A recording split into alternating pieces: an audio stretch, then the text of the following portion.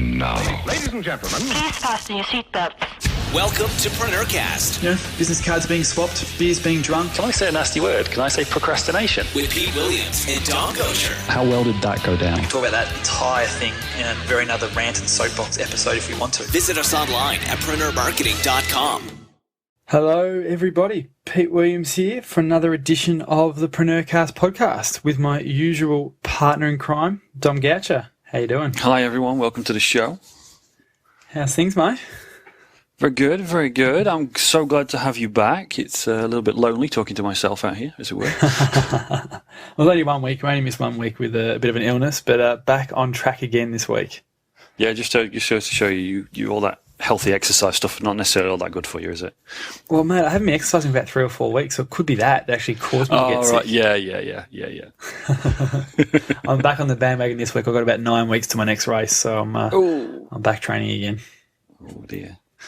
So have you actually managed to do anything between your illnesses then this week? What have you been up to? Yeah, look, probably the biggest stuff we've been doing is getting a couple of new posts up on PreneurMarketing.com, a couple of new essays up there, which I think have been well received so far. I got into Rich Dad's, or Robert Kiyosaki's cash flow board game again recently with my godson, who's 17, and he comes up and hangs with us and plays with Eli and all that sort of fun stuff. And I kind of try and, mentor him a little bit. And he really started enjoying playing cash flow. So I kind of got him back into that sort of Rich Dad, Poor Dad world again recently. And just sort of started Googling, because obviously he's got a very interesting story and he doesn't really reveal who or if Rich Dad is real. And, a lot of sort of contradictory information out there on the web about his history. So I sort of started to Google and do a bit of investigation and couldn't really find a decent online biography about him that I thought was actually, covered everything that I'd read over the years. So myself and a couple of the team actually spent a lot of time researching everything we could about Robert Kiyosaki and wrote what we think is sort of the definitive biography of the man. And we put it up on the website. So if you're interested in sort of finding bit about Kiyosaki, about his days in the army and his 2 failed businesses and his education company before Rich Dad, Poor Dad. This is something a lot of people don't know, that he obviously had a book called If You Want to Be Rich and Happy, Don't Go to School. But that book was published as part of a company called Accelerated Learning, and he did a whole range of seminars and all that sort of stuff around the world prior to writing and funding and starting the Rich Dad Group, and then his teaming up with Sharon Lechter, who was his co-author of all the books. That she was the wife of the patent attorney that he used to patent the board game, and that's how they first met. And there's some really interesting stuff about their history that we were able to uncover and put together in this bio. Yeah, you want to slow down there before you give the whole thing away, but it sounds like there's a lot more to it than a lot of people know, though. Interestingly, Rich Dad, Poor Dad was probably the first entrepreneurial business development book that I ever read. Ah, very cool. So that's a little bit of an extra bit of history for you with that one. So, but that sounds really interesting because, as you say, it's like there's a lot of people out there that have this mythological thing, or people just don't know who they are. They maybe recommended the book and they maybe think the book's good, but yeah, there's very little out there certainly about him. So that was a good piece of work that the team did there, doing all that research and putting it together. Quite a while. Yeah, you could be the definitive source of Robert Kiyosaki. I think we actually, to be honest, not that I didn't sit down and write this all myself, so I'm not going to take credit for it personally. But I think the team did a great job because it really is probably the biggest in terms of word count and depth of a biography that's out there about him. It could almost be an ebook. It's that large, so it's really cool, really in depth. And there's some video footage that we were able to find that I'd never seen before, and some amazing piece of information. It's probably ridiculously well researched and referenced as well, which is pretty cool.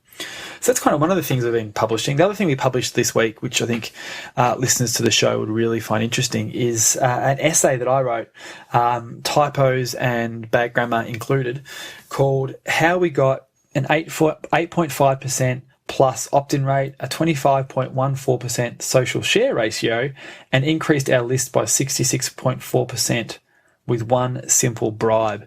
And the essay goes through an entire campaign we were testing recently around the 7 Levers report. and the stats we got and how we structured the campaign and the promotion and all that sort of stuff and the tools we use, and it's very transparent. So that's been really well received as well, and I think it's a really good read if people are trying to sort of build a list online of opt-ins from some sort of report or something like that. It's a really cool thing, definitely worth testing. We kind of break down exactly what we did, and it's up there over at PreneurMarketing.com as well for a good read. Sure, I'll put links to both those in the show notes because we do get a lot of good feedback on the behind-the-scenes stuff. I know we do more of it inside of our Platinum group, and they get to see a lot more detail about how we do things. But when you do write it up and put it on PreneurMarketing.com, we get a lot of great feedback on there. So I do recommend looking at that, by the way, because it's, as you say, great stats and a great story, the whole campaign end to end. And I think hopefully we'll be able to swipe and deploy it for their business, which is the whole idea of what we're doing there on the blog. Yep. I'm glad you crammed in swipe and deploy there because you haven't said that for a while. Talking of behind the scenes stuff, I've been busy on the new business myself, and I reflected just before we came on that I find myself, because I'm starting a new business and we're bootstrapping this business, so we're trying to get it going quite quickly and from nothing. And I find myself reflecting that I'm applying a lot of the lessons that we've talked about in all those, the previous shows when we talk about running businesses and organizing yourself. Things like, minimum viable product, but also outsourcing, building a team, training people, communication, stuff like that. And it is interesting to go full circle, having talked about how you've done it and how I was working through it in my previous business, and now I'm applying it with all that background knowledge to the new business, and it's going so smoothly because I've done it once. I've kind of been mentored by you on that topic, on a lot of those topics, and I'm applying it now, and it's going really, really smoothly. What is interesting, if we're looking at it from a 7 levers point of view. At the moment, all of our traffic is via referrals, which is a topic that I'm hoping to bring out in a show, later on in the year, about how we develop that traffic source and how we've progressed it through the referral base. We're literally only talking about bringing the Preneur hierarchy into it as well. Only talking to clients that we've already got, and direct referrals from those clients, and just working that network of people we're already in. So we've got no marketing budget, as it were. We're not spending on traffic at all at the moment, which is great. Brilliant. That's a fantastic place to be. And that's exactly what the whole Preneur hierarchy, which we've spoken about before, is all about, is really getting those foundations right for your leads and your prospects and your traffic sources, so you don't have to necessarily move up the pyramid and start wasting money. Indeed, and I'll pop a link to that episode in the show notes, actually, because I think if people haven't listened to that, do recommend it. It's a great framework just to give you some perspective on getting that traffic and targeting your marketing efforts. So cool. So in your convalescence, did you manage to get any reading in? Look, not a whole lot, to be honest, in the last week or so. We've also our service manager at the telco has had to go in for an emergency operation, which is not fun, but successful today, which is good. So nothing too crazy, but that kind of threw a few things out all over the shop in the telco the last couple of weeks, with a few other people being sick and had holidays, and we kind of it's almost like you have a semi-trailer and like 4 or 5 wheels fall off at the same time with holidays and people being sick and things like that. So kind of had to step back in and put on the old workman's hat a little bit as well the last week, as well as being sick, dealing with that a little bit. So that's been fun, doing some stuff I haven't done for a while in the telco, which is always challenging, but enlightening as well, which is important. I do believe that, as much as you want to work on your business most of the time, it is interesting, and it's very enlightening, as I just said, to go back in and work in your business occasionally when you are, so far removed from it day to day generally. So that's been very interesting. So that's sort of also taken up a bit of my time the last week or so. So haven't done a lot of consumption or anywhere near as much as I would like. But I think you've been re-listening to a couple of books. Is that right? Well, yeah, that's right. I've been re-listening, and something, we don't talk about it a lot because we're always talking about the new stuff that we read, but I make a habit of rereading a few core books or re-listening to a few core books every year just to see if I can get any more extra juice out of them. And one of the ones, I talked about this a long time ago, I haven't mentioned it for a while actually, is Book Yourself Solid by Michael Port, which is really is aimed at people in service roles and consulting, which is, what the new business is all about. So I thought it was worth another listen. But I also was listening to his other book, Beyond Booked Solid, which is very, very different. It's how you cope with the success, how you cope with being book solid. As a service professional, as someone who's doing consulting, then you're almost digging yourself into the hole of exchanging time for money, which isn't necessarily the best plan in the long term. So Beyond Book Solid is all about, well, really, it's all about what we talk about. It's all about getting yourself out from working in the business and going up to working on the business. And it's a slightly different perspective. I know, we talk about different things like the E-Myth and things like that, which are all about that process, and even built to sell to a point. But it takes a slightly different slant, but it dovetails exactly into this exact marketplace of being a consultant or a service professional. So I've found it really helpful to go back over Book Yourself Solid, and also got a few extra little tips, but not a great deal that, because we talk about it a lot, not a great deal I didn't really know in Beyond Book Solid, but it's just a really good presentation of that material. So I can recommend both of those. I've been listening to them while I've been out walking the dog, got them, downloaded them, and listened to the audiobook versions, which has been really helpful. From Audible? Yes, I did, in fact, get them from Audible. And well slotted in with that sponsor message there, sir.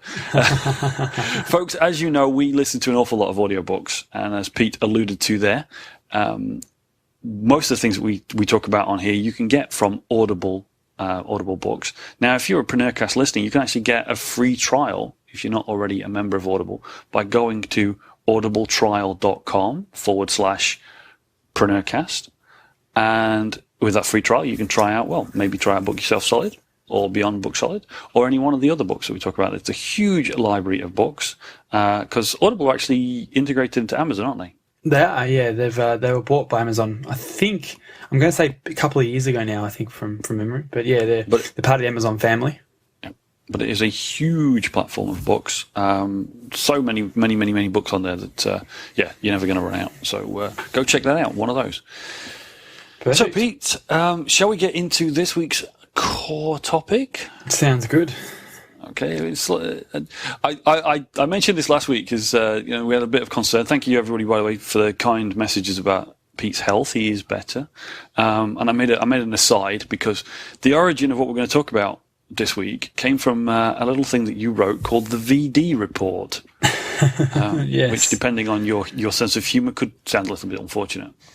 Yeah, well, it does stand for Venn diagram, nothing of the disease nature. But it comes out of a conversation I had with a consulting client sort of mid to late last year. And we were sitting down, and one of the sessions was to look at the website for the business and kind of really reassess how that's doing from a conversion perspective. We're getting a little bit of traffic, and we were putting things in place to obviously increase the traffic the site was getting. But obviously, we want to work on every one of the 7 levers when I work with a client. So this particular session, we were going through the conversion lever of the website because that was the primary lead generator for inquiries and things like that. So we sat down, we sort of drew a bit of a circle, and we started listing out some of the stuff that was on this default templated website scenario. And obviously, like a lot of businesses' first attempt at their website, it was very stock standard in things like it had, the big logo of the brand and the history of the company and talking about the founders and what they had done and what, so things, with we's and ours and we do this and our history is this and all that sort of stuff. And very technical. They're in that sort of a technical sort of space. So we're getting very technical with the wording and the language they were using for the products that they were selling. And that was, the first part of this. I then wrote or drew another circle and sort of made a Venn diagram looking piece of terrible artwork, and then started listing some of the stuff that the customers really cared about when they were looking at someone's website, and we sort of started, brainstorming some of these things. And obviously, a big phone number, a big call to action on the side of what a customer wants. They want to make it easy for them to figure out how to take the next step.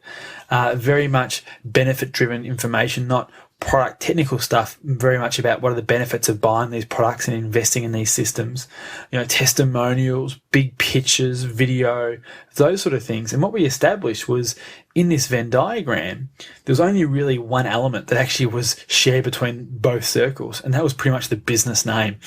All the other stuff that, the clients really want that help conversions was not listed on that current website, because they had a beautifully looking website because it was designed by a great designer. But this designer was not a marketer, was not a conversion expert, wasn't really aware of what makes a website sell and increase opt-ins and get conversions. They wanted to sort of win awards for beauty and things like that. So that was kind of, I guess, where this all came from. And off the back of that, we started to sort of talk through exactly the steps that I go through when building one of our own websites. And we've built plenty in the telco group, and obviously under the Preneur group and things like that. So I thought what we could do today is we kind of get moving on this 7 levers kind of bus that I want to take the podcast in, particularly over the next few weeks, is sort of touching on each one of the 7 levers. We'll start with this particular conversation about the conversion elements of what makes a website effective. So that's sort of where I thought we could take this conversation, Dom. Cool. It's funny. A long time ago, when you first put this together and talked to me about it, because there is a post on the blog about this, and I'll put a link to it because it's been around for a while. You've talked about, but I remember it really resonating with me at the time. But what's funny is in my new role, I've been drawing this diagram on the whiteboard in people's offices. Because it's absolutely, you're absolutely right. People design websites. Designers design the websites to be pretty.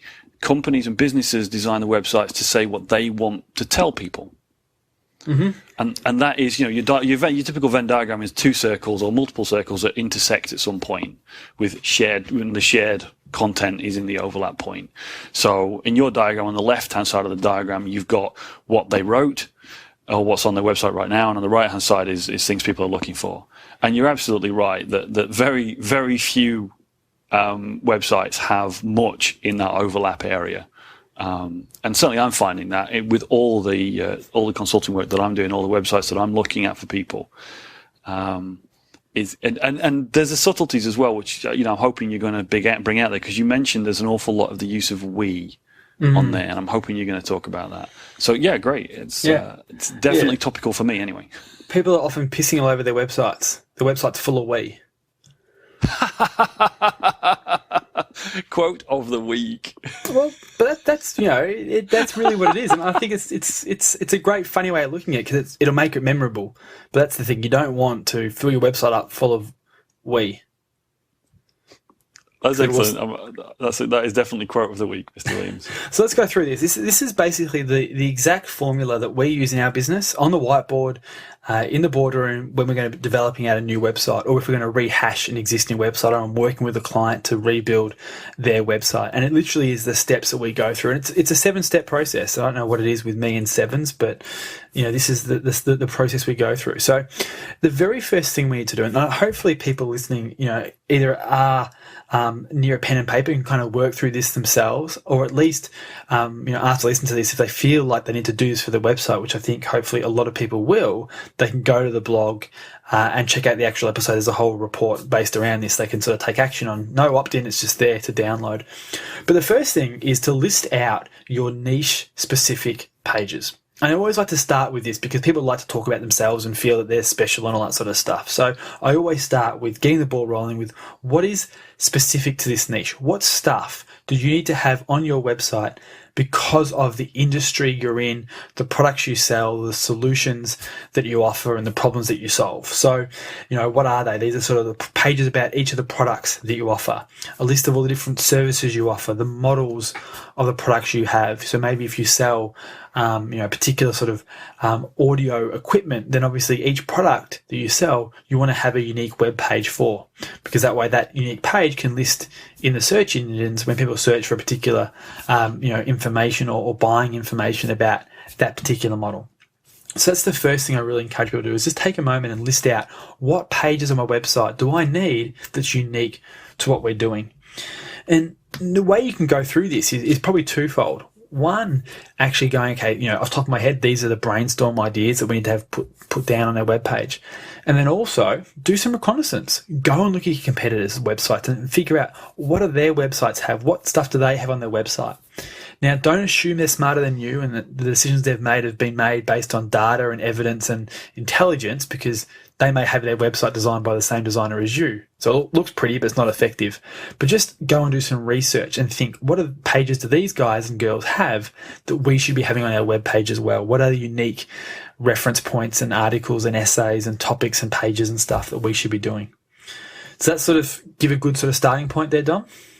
Yeah, and this is, I think, sets where the direction you're going to go, which is, I think a lot of people think, oh yeah, we're going to tell people about a lot of products, but one of the things I just want to pick out there was that you are always thinking that your services or your products should be on individual pages so that they have the ability for people to find them as a discrete or a single object.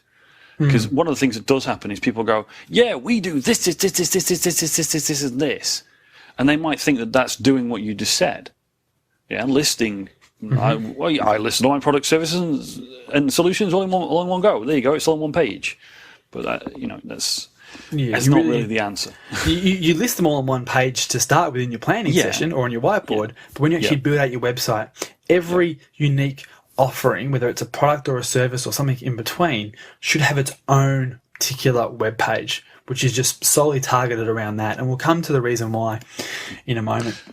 Yep. But the great point there was to look at your competitors, but look at it with the knowledge that they may have had the same original design advice as you. Exactly. Just think about it, because often you'll find, oh, that's a really good idea. We should have a page about that, or oh, we should have a page about that. It's a really good way to kind of just get this specific niche list of pages out of your head and onto some sort of planning document. Cool. The other thing that I think is worth taking into consideration, maybe a little bit less than it was a few years ago, but at least the SEO element, go off and do some research. And this podcast probably isn't the right time to sort of go into how to do SEO research, but looking at what are some of the things that people are going to Google and searching for when it comes to your products and services. So when someone is aware of a problem, and they're going, okay, I'm going to open my wallet and my purse and I'm going to try and spend money to solve this problem. What are they typing into Google when they're doing that search? What are they actually, what are the keywords they're using in that search algorithm? Because what you want to try and do, for those who don't understand SEO, is make sure that you're incorporating those key phrases, those key words into your website, so Google can actually identify that, your website is about solving this problem. So when someone is trying to search on Google to find that solution, they, as in Google, can go, this is the perfect solution to your problem, and make your website appear at the top of the results pages because your keywords match the search people are doing. So it's really important to also not just go from your perspective as the supplier of the products, the solutions, the services, but also go at it from a customer's perspective. What are they looking for? What do they need to see from an individual page perspective on your website's sitemap and breakdown? So that's the important part to really consider when you're doing this step one of working out what are these niche specific pages that you need to have on your site. Definitely to look at it always, I mean, you said it at the beginning, but always look at it from the point of view of the person visiting the site rather than your own perspective, because they may be looking for what you do, but they may not use the terms that you use. Yeah. Cool.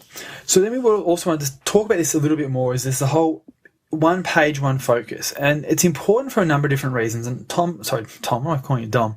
Dom alluded to this recently or earlier. Tom's quite a cool guy. I don't mind being called Tom. Well, he's our designer who's awesome. So there you go.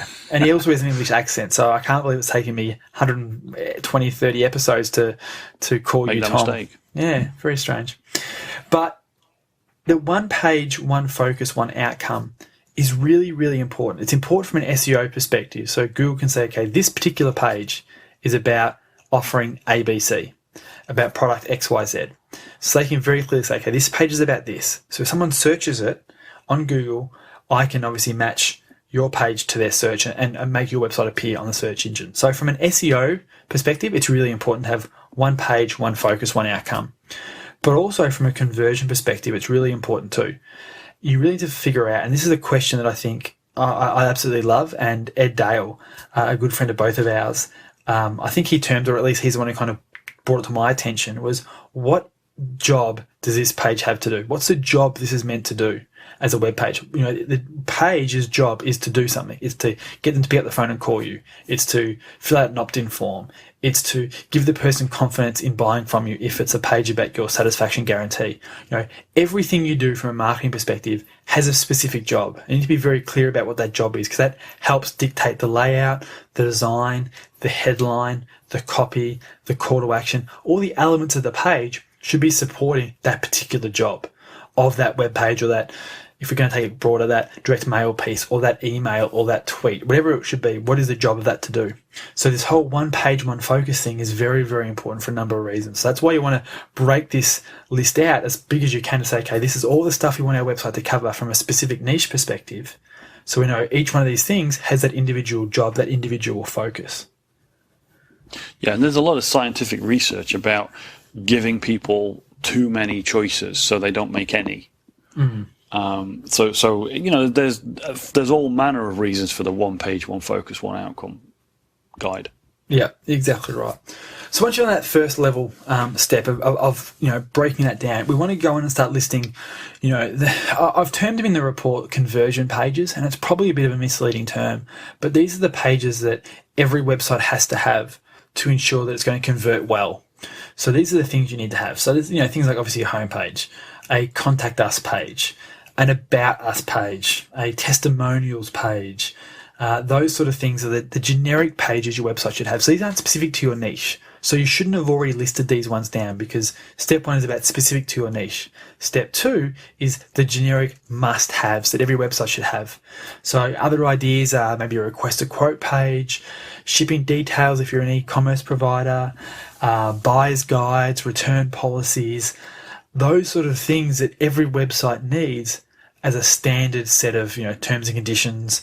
That's another example. So the standard things your website must have. So that's the second step, is to start outlining, okay, what are all those standard pages my website needs to have? So that way, what you're doing at the end of stage two is fundamentally mapping out your site structure of the website. Okay, these are all the pages we need to have, and you can start sort of putting them together as a jigsaw puzzle to say, okay, this section over here is the About Us section with the contact details and the history and things like that. This section is the product section, lists all the products. This section over here is about product B and all the different pages that follow out under that. So that's kind of how you can break down the first two steps and have this beautiful mind map, site map, jigsaw puzzle created. So from there, we want to move on to step three in this process of developing highly converting websites. And this is actually talking about the design. So now we've got the structure, we start thinking about the design and what are some of the must-haves that every website design, you know, should incorporate to ensure it is a highly converting website. So the first thing is, you know, for most businesses, it's a phone number. Because, you know, for generally the majority of businesses, the call to action you want to have is someone picking up the phone. You know, even with an e-commerce site, we get a significant amount of the revenue from our e-commerce sites by having sales staff available to help the buyers over the phone with their credit cards. So if you have an e-commerce site and you don't have sales staff being able to take orders over the phone, do your numbers, because quite often it is absolutely worth the investment of the resource of staff to get the additional uptake in revenue for your business. So that's just a really quick side note. But, you know, if you're going to have a call to action being the phone number, i.e. your website's designed to actually get people to pick up the phone and call you, make sure you have your phone number on every single page. And it's amazing how many sites don't do that. It really blows my mind.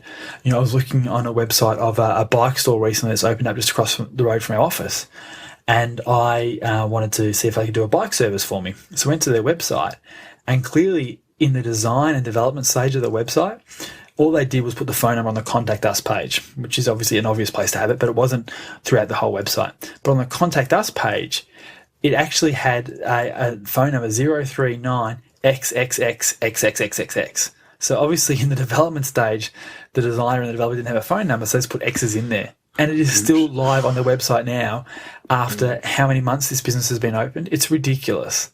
So just, make sure not only do you have a phone number on your site, but it's the correct one, but ideally it's on every single page of your site. These are some of the real basic stuff you want to make sure you're doing. Absolutely. The phone number thing, we talk about it all the time.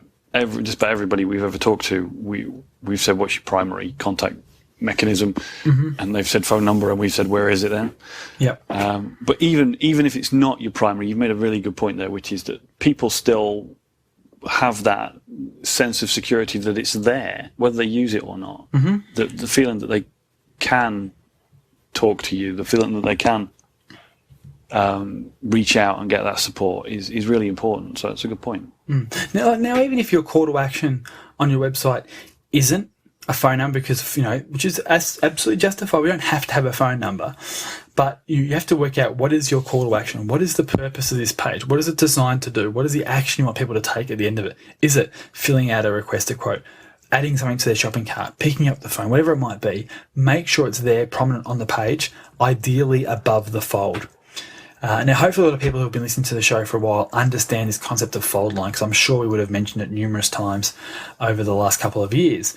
But the fold line comes from the newspaper game. So it's all about what do people first see when they look at your webpage. So back in the day when newspapers were folded in half, sitting on the newsstand, people could easily see the headline and see what was happening above that fold line where the newspaper was folded in half. Now, the same sort of applies to the web. And I think people who are saying fold line doesn't matter as much anymore, I haven't seen any stats to really solidly back this up yet. So I'm sticking with my guns until I see evidence to support the contrary. Yeah, no, I was going to say something really rude in response to that. I'm sorry, but it absolutely matters. Yeah. It matters even more now because of all the different platforms people can look at these things on. Absolutely. So we want to have, whatever your solid call to action is, make sure it's above the fold, and it's the first thing people see that draws their eye into them, or draws their eyes to, when they're looking at a web page. Other things that I think are important from a design perspective that we've found with testing over the years is just a par for the course design element are things like testimonials. Having testimonials ideally on every page of your website. Testimonial that links into the concept that you're talking about on that particular page is really important. Calls to action, as I said. If you are a local-based business, a map. Don't just put your address, put a map as well. Ideally on every page of your site, at least in the footer. So it does show that there's a real world business behind what's going on. And I think this sort of trust element is really, really important because, again, so many people are like, am I buying from someone who's great importing products from overseas? Do they exist? Is it just an overseas company now shipping to my country? Where are they? Do they have a physical location? So putting your address on your website, I think, is really important. And a lot of skeptics or SEO people, whichever way you want to look at them, they do also say that having a physical address on your website actually helps your rankings too, because Google want to support people who are willing to be transparent. Now, I don't personally have any data to back that up, but a lot of people I trust say that's really important as well. Indeed, but it works both ways, and I think that there's a thing here. You said this isn't the show to talk about search engine optimization, SEO, but again, years ago and still today, the advice still holds, which is design the pages for a human being to read it and find it useful. Is probably the best guidance anybody can give you for the basic fundamentals of search engine optimization. Yeah. Absolutely. Could not agree more. So that's kind of the first three elements of a website is obviously getting an idea of, okay, who are these people I'm talking to? What are they wanting to see based on my particular niche? So you structure that out in the first step. Second step we've covered so far is then working out what are the basic conversion pages your website needs? What are the pages every website needs to feel trustworthy enough to actually convert at a decent level?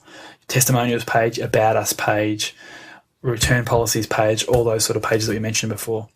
Third step is just making sure the design elements of your website tick the boxes that, again, build that trust show that social proof and help convert. So making sure your calls to action are above the fold, making sure you've got testimonials, you've got videos, you've got your address, all those sort of key trust building elements are built into the design, and they are the cornerstone of what needs to happen in the design team, not beautiful, pretty, shiny graphics or anything like that.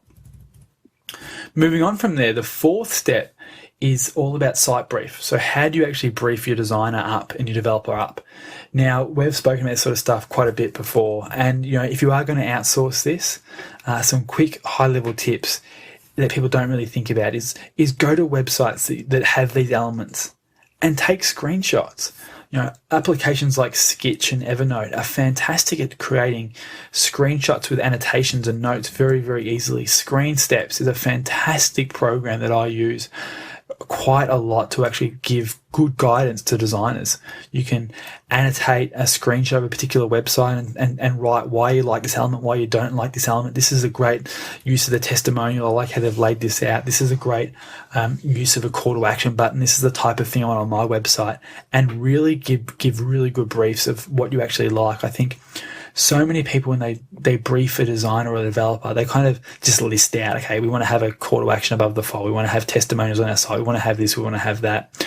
But don't give guidance in terms of artistic guidance, which I think is really important as well. So doing those screenshots or recording a video of you walking through 5 or 6 websites that you like the look of and talking about what you like, what you don't like, and giving that sort of brief is really, really important. I think a lot of people don't do, and that kind of comes back and burns them later on in that development stage. You have to go back and forth 15 times with your designer, and I think that really helps making sure they're going to be on point and heading in the right direction early on, which sort of causes and saves a whole lot of headaches later on. Yeah, absolutely. Any upfront guidance you can give people, and it's not about you being good with color or space or all that kind of stuff. It is about you just looking at things and going, hey, I like this. That gives them a lot of input rather than putting them under pressure to create something from zero that you're going to say no to. Yeah. The next interesting thing is in the report that I wrote, the VD report, I actually, in hindsight, we've sort of changed the way we've developed sites. So for full transparency, what I wrote in the report was step 5 is all about design and step 6 is all about copy. Now, I change depending on the relationship with the designer and how we work, but between which actually is next. A lot of people say, which is fully justified, that what you want to do is actually write all the copy before it goes to design. So that way the design team can actually put the design around the copy. So the words that sell, all the informational stuff that needs to be on the web page should be written up first before the site goes up and gets designed, because the designer can do a once run through design to fit the copy into the design. And that makes a lot of sense. Depending on the project and depending on the site, sometimes I do like a designer to go off and just design and wireframe or give some basic design elements of the site first, because I find that personally good inspiration to go and write copy around and sort of think, okay, this is how the site's going to look visually. I'm going to write the copy that kind of fits with this as well. Now, obviously, copy has been proven time and time again to be the real thing that converts rather than design, but it is important to have both mixed together. So I often like a designer to go and do a basic wireframe and a really simple page that can give me inspiration for the copywriting element. And then obviously you want to go off and write the copy. And again, I don't think this particular episode is worth delving into the whole how to write copy scenario, but obviously, again, if it is one page, one job, one outcome, you need to be very clear on that up front. As this page is about product A, I'm only going to write about product A with a call to action at the end being whatever it is I want. Put your email address in for more information. Request a quote for more information. Pick up the phone and call us for more information. Whatever that next step is you want your clients to do at the end of this particular page, make sure it's very, very clear for them to know what to actually do. So this is where you have your phone number at the top of the page, but also reinforce that call to action at the end of the copy too. And then from there, obviously, it just goes into development stage and getting the team to actually develop that up. And I really do believe that if you get steps 1, 2, 3, and 4 right, the actual design development element is actually really, really simple and can be done very easily, very cost effectively through outsourcing, because the real crux of everything is in this sitemap stage we talked about in step 1 and 2, and then obviously in that directional stage of the copy and the design and the key elements a website should have. Everything else from that can flow very, very easily. I would say, a long time ago in a galaxy far, far away, I was involved in site development quite a lot. Actually in doing the development. Now I'm involved in getting the development done. So I'm more on this side of the fence. But being involved in development, I can absolutely say that the more you know about what you want doing, the easier the job is to get done. Because if you're vague, then you need a more qualified person on the other end to take your vagueness and give you all the guidance and the detail, and step you through these steps. But if you've got them done and you can take it as a package to somebody, it's a lot easier to find somebody to implement that, and a lot easier to validate that they've done a good job. Because I think that's a fear of people, isn't it, Pete? This idea that, are they going to do a good job? Well, if you've already given a good brief or worked out a good brief and, got some example content, not the entire content, which deals with your step 5, step 6 design versus copy thing, because there is that whole idea of form follows function, so they need to know what it's going to do before they can design it. But if you've got a good package of stuff for them, then it's quite clear whether they did a good job or not, because it either looks like the examples you gave them or not. Well, this is the interesting thing when it comes to outsourcing, are you paying for a technician or for an advisor? And you always pay a premium for a technician who is an advisor. So if you don't know anything and you want someone to guide you through the process, that's where you start paying a premium, because you need to obviously put your faith in them and make sure they've got experience, and you pay a premium for that experience.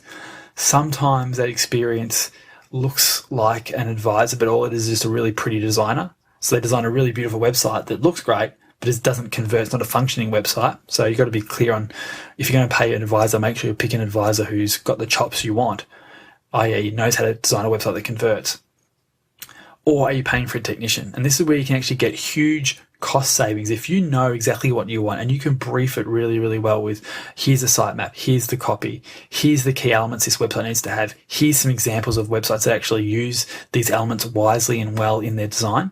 You can easily outsource that very, very cheaply, because all you need is fundamentally a technician who knows how to use Photoshop and some basic coding to turn your brief into something that actually functions. There's no advice needed to be given because you've done that research and done those steps. And that's where you can save lots of money. What I see happen too often is people who are looking for an advisor but finding and hiring an outsourced technician and wondering why it doesn't work. That's what causes most problems with outsourcing, is that you're trying to get... Yeah, go ahead, sorry. I was going to say, you're trying to get an advisor result at technician rates, and that just will never happen. You may stumble across someone brilliantly, but that will be the needle in the haystack. You really want to go, okay, you want to outsource technical work to technical people with a good solid brief and save on the advisor fees. I think this is such a generic topic, it probably warrants a show of its own to talk about that at some point in the future, Pete, because it's a huge thing. We've touched on it and scraped across it quite a few times, but coming back, because really this episode is predominantly about those first few steps of your 7 steps. The first few steps are about the conversion element, the making sure the content speaks to the people that are trying to find it. And the back end does talk to a point about that, but it also talks about getting the job done effectively. So do you just want to have a quick run down the 7 steps again from a high level, just so that people can, if they have got back from walking their dog and they've got their pencil in their hand, they can just run through it? Yeah, sure. So fundamentally, the very first thing you want to do is sit down and write a list of all the niche pages your website needs. So what are the things that are unique to your industry, your offering, your products, your services, the problems you solve that are unique to you? And you list out all those different things. And obviously these things are going to be different to anybody else's website. These are the things that are unique to you guys, you girls, your team, your company, your offering. Second list you want to write down is all the generic must-have elements of a website that is going to induce high conversions. So testimonials pages, about us pages with not much we in them, a lot of I's.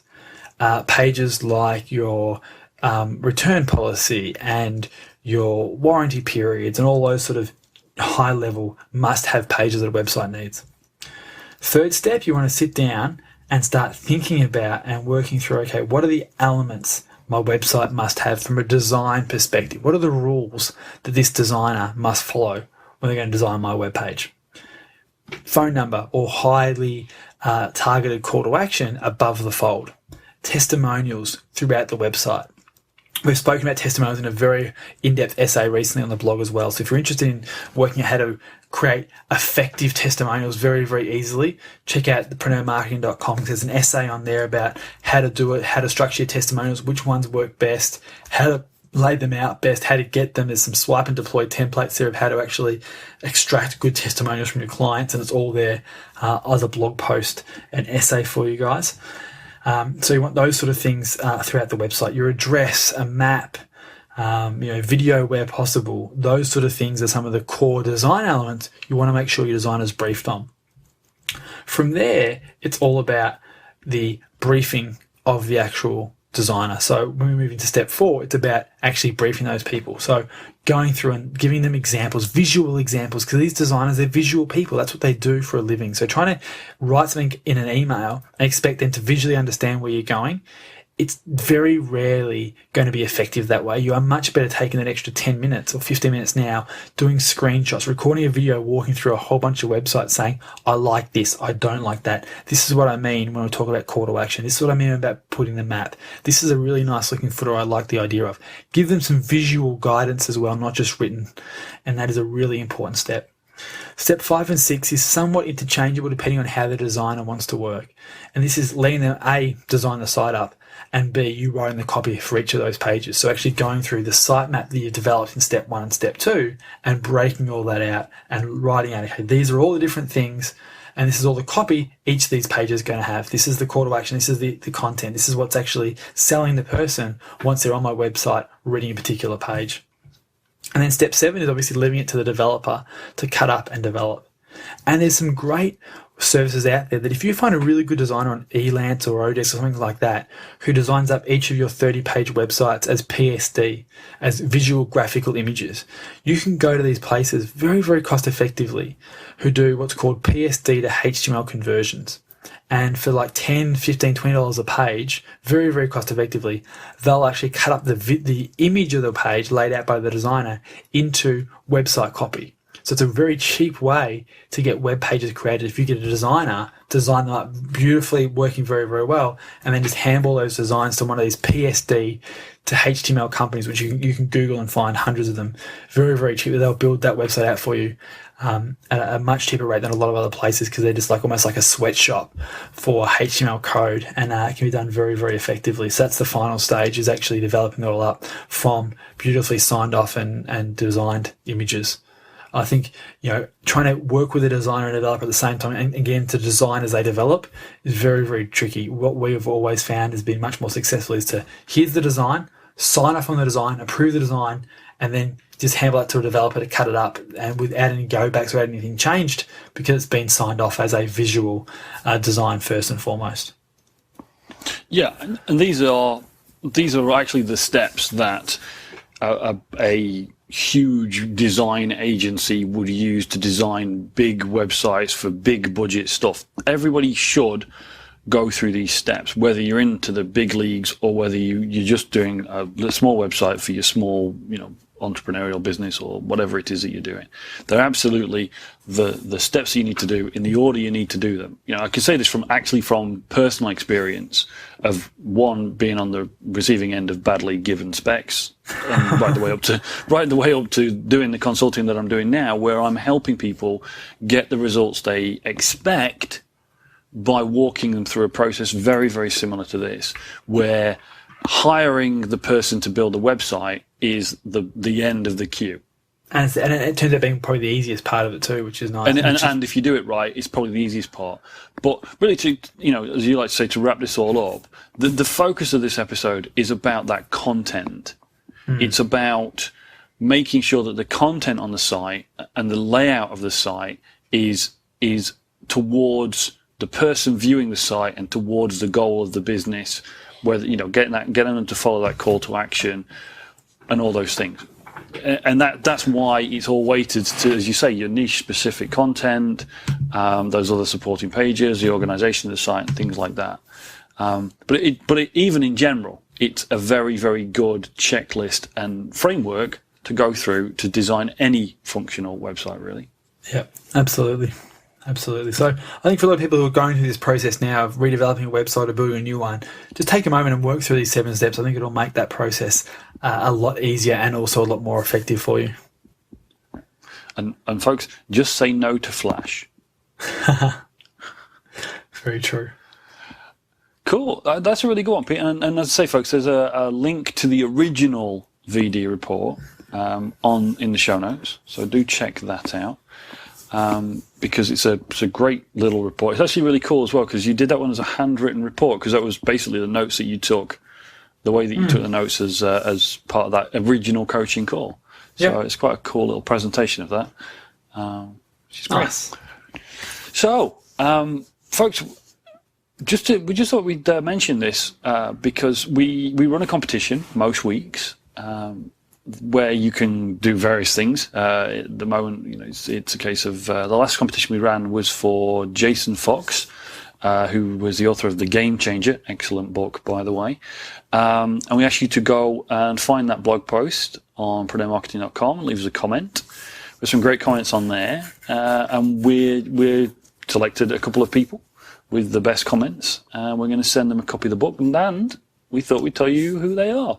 So Paul Smart and Adam Teese, thank you for your excellent comments on Jason's post, or the post about Jason's episode of the show. This week we're doing something slightly different again, Pete. Yeah, as part of the whole research of the Robert Kiyosaki bio that we recently published that I mentioned at the top of this week's show, is obviously I was going through my bookshelves, my library, and trying to get a whole bunch of stuff together sort of as part of the research, and realised that I actually have a couple of copies of a few of Robert's different books. So what I wanted to do is actually give away some books from my own personal library this week. So if you head over to PreneurMarketing.com, check out the Robert Kiyosaki biography and leave a comment on that particular essay/blog post. In the next couple of weeks, what we'll do is we will announce the best commenters for that particular essay and reward them with a couple of different books from the Kiyosaki's library, or my library, depending which way you want to look at it. The books Kiyosaki's written that are sitting in my library here. So we've got Rich Dad Poor Dad, Cash Flow Quadrant, a few different versions, and also some audio programs as well that is released over the years that I somehow have 2 copies of. So we're going to be giving those away. So check out the Kiyosaki biography and leave a comment. What is the most interesting thing you read in that particular essay? What is your favorite Kiyosaki book? What are some of the things that you've found profound about Kiyosaki? How has he helped you? Was it the very first book that you ever read, like Dom's? Whatever it is that has something to do with Kiyosaki and the Rich Dad movement, leave a comment and you can go into the draw to win some of my personal library. Cool. So I'll put a link to that in the show notes, as always. And in general, do pop over to PreneurMarketing.com and check out the previous show editions, because you can get a download of the recording there, you can listen to it live on the blog, you can read the transcripts, and all the show notes with all the links are always there below every show episode. And you can leave us a comment, just standard kind of blog comment below the post. You can also leave us an audio comment on there. There's a little widget on the side of the screen where you can click on that. And if you've got a microphone on your computer, you can leave us an audio comment. We love to feature those on the show. If you're feeling brave and want to leave us something, please feel free. And we've said before, blatant pimping. If you want to mention your business, feel free. We'll include that. Or you can pop over to iTunes, the kind of main home of the podcast, and leave us a comment on iTunes as well. So we look forward to hearing from you. We love your feedback about the shows, and also things like comments about Pete's health. So thanks for that. Please do pop over there. And next week, Pete, what are we going to talk about on the show? We're going to be continuing on the conversation around the 7 levers. So we're going to talk about opt-ins and different ways to increase the opt-ins of your business. We're going to be covering online opt-ins and offline opt-ins and retail opt-ins and a whole bunch of just ideas for easily increasing your opt-ins. Because remember, the whole purpose, the whole framework of the 7 levers of business is to get very simple 10% increases on each lever. So all we're looking for is a 10% increase of our opt-ins next week. And as we go through this process together, obviously at the end of it, you'll have doubled the profit of your business, which is a huge win for very little effort, which is what I love about this 7 levers framework. Excellent. Well, thanks for listening to this week's show, folks, and we'll see you all next week. You've been enjoying another fine episode of PreneurCast with Pete Williams and Dom Gaucher. Make sure to hang out with the boys online at www.preneurmarketing.com or drop them a line via PreneurCast@preneurgroup.com.